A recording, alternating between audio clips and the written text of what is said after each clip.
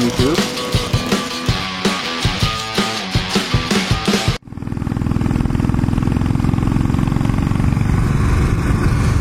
Well, good morning, YouTube. Arizona RE here. Busting through the northeast side of Tucson, Arizona. Look at those mountains. Woohoo! Man! Oh, there's nothing like sunrise in the desert. Nothing like it. Just nothing like it. Look at that. These mountains, their faces will change throughout the day. All the contours on the mountain as the sun transitions, the shadows change. You get different characteristics. It's just amazing. They're so present in your life when you live in the desert. When you live out here in Tucson, these mountains, they're so present. They're almost like this big brother that just sort of sits in the corner, and their presence is always there. It's unbelievable. I'm starting to sound corny, like some kind of hippie or something. Energy vortex, in touch with the earth and all that good stuff. But really, you know what? Hippie or not, I can appreciate the beauty and the majesty of these mountains. Man, would you just look at that? Oh, wow. I come out here all the time, and it's still just amazing to watch and look at. Anyway, cruising around in the Enfield, it's the beginning of a new year. And the new year typically rings in new laws and new statutes and things like that for your local municipalities and states. And one of the things I wanted to talk about, I've heard grumbled about on a lot of other vlogs, and not just in Arizona and the United States, but also in the UK. And that is these traffic cameras, right? So we've got these traffic cameras in Tucson, and the cameras are set up to catch you running red lights and to catch you speeding through intersections.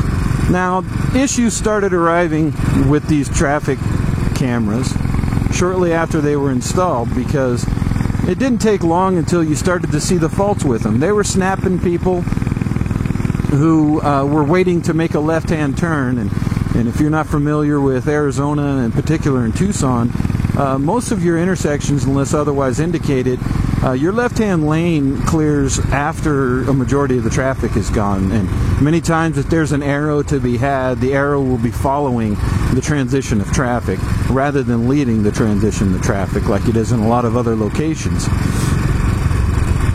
And so a lot of people were getting tickets that they didn't deserve, because these are the regular traffic habits of most people. And in addition to that, you got the people who freaked out at the idea of getting a ticket and would slam on their brakes instead of coasting through on a yellow light. And that caused its own set of problems. Now, there's an interesting thing about this, and it was put to a vote in November, and the people in Tucson decided to vote them away. They don't want any more of these traffic cameras, and the government is obliged to shut them down.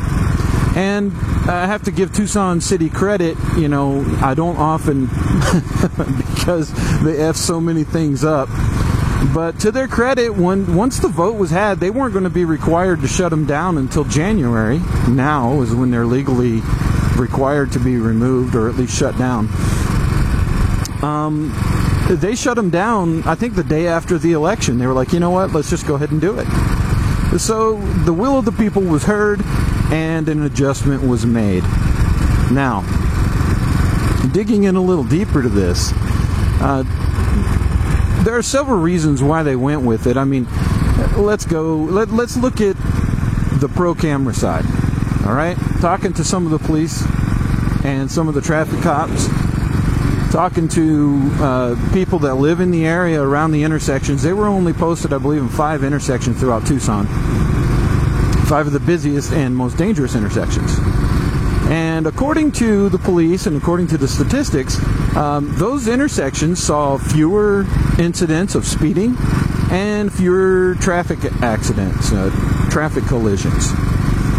In particular, the one at Broadway and Wilmot was averaging 3 to 4 fatalities a year.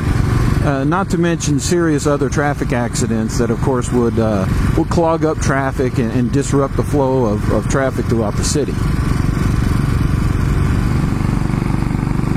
And in the years since they had installed these cameras, there were 0 fatalities and significantly fewer documented accidents.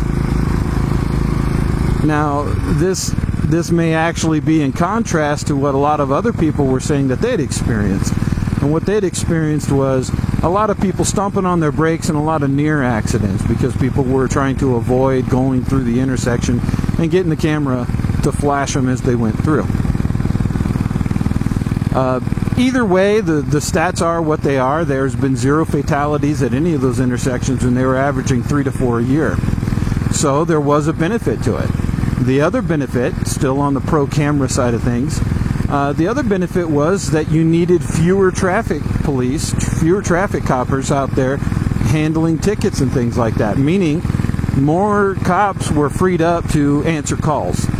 And, you know, everybody here knows that if you get into a traffic accident, if there's no injuries, the police don't even come anymore because they're so inundated with calls, whether domestic violence or robberies, break-ins, things like that. They've got calls that they have to go respond to, and they don't even bother responding to minor traffic accidents anymore. They won't show up. They won't fault someone for it. So it's up to you to battle it out with your insurance company and the other person's insurance company, should they have it. So one of the ideas here, one of the pros for the cameras is that it frees up traffic cops to go out and do other things. It frees them up to go and respond to these calls. And void of those traffic cameras, they're going to have to put more police officers out in the field for the purpose of traffic enforcement, which may mean more resources dedicated to that, fewer resources to answer calls, priority calls. So that's the pro side. Hey, look at this. Chasing my shadow for a brief period here.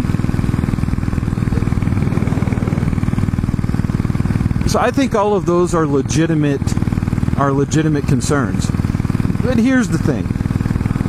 A lot of people feel this way, especially here in the United States. This is a very strong feeling, and that is that, you know, these autonomous cameras that decide to give you a ticket really are just this. Well, quite honestly, they are the symbol of government intrusion into your lives in a lot of ways. That you can simply just be assigned a ticket regardless of, and without being able to explain it or challenge it, just given a ticket and a point on your license if it's a moving violation. And the whole idea that the government intrusion, you know, if you're going to issue someone a citation for an infraction, then that person is entitled to review the probable cause, and they're also entitled to see the officer who issued that citation for whatever infraction it may have been. You're entitled to that. And so says the Constitution of Arizona. The state constitution says that you have to be served by a law enforcement officer. So here's the catch. People started catching on to these cameras. And guess what? If you were snapped, rightfully or not, by the camera, most people did not know, but quickly people got educated to it, that according to Arizona state constitution, you have to be served by a law enforcement officer within 90 days of the infraction.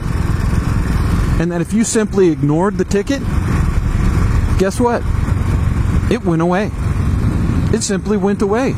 So they weren't collecting as much in revenue as they thought they were going to get, because of course now they were going to have to assign people to go out and collect for the citations, actually serve you at your house with it, and then you would have an opportunity to argue the case in court.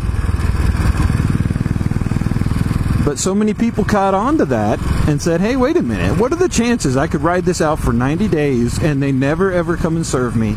They never meet me at work or meet me at the house, or I don't get pulled over by another police officer for something else and they go, oh, by the way, here's the summons for the citation that you got from the traffic camera 2 months ago. If you wanted to run that luck, you could. And guess what? A lot of people did. And very few people were getting served. Now, the people who weren't in the know, a lot of them, they would get the ticket and they would pay it. And they'd just pay it off the top of their head, assuming they were guilty, regardless of what their rights might have been as far as the Arizona state constitution goes.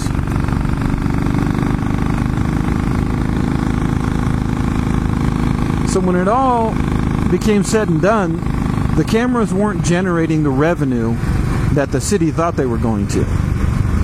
And paying the contract company that was handling the maintenance of the cameras and the developing of the pictures also presented a problem, because now the evidence has essentially been handled by several people rather than an eyewitness citation from a sworn law enforcement officer. So rather than deal with all those challenges, they didn't bother fighting the proposition when it came up. And it got on the ballot, and the folks said goodbye with them. So now, what will the consequences be? Will we have deadly crashes at those intersections? Will we have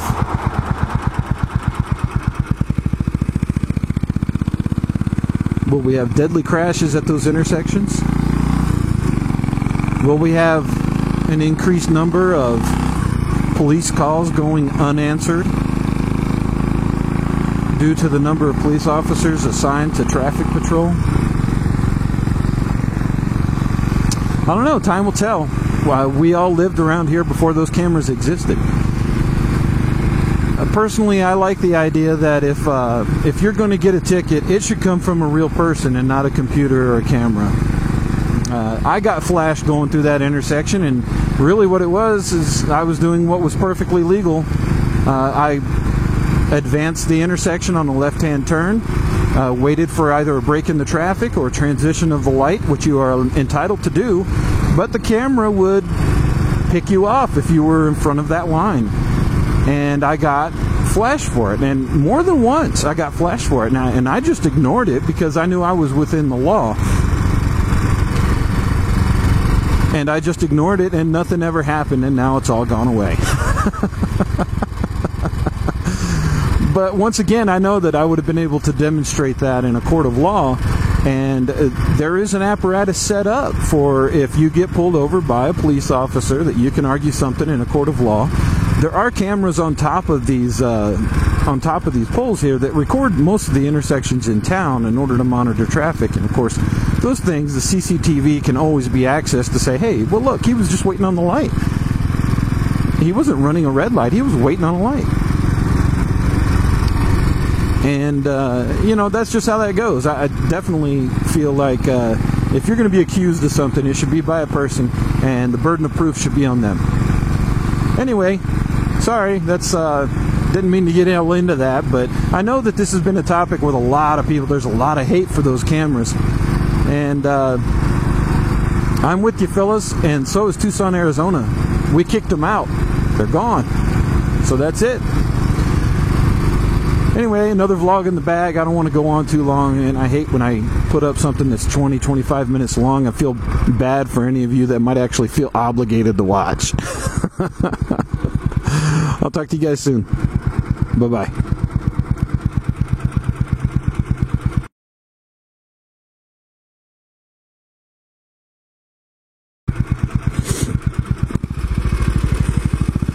Come on. It's the long skinny pedal on the right.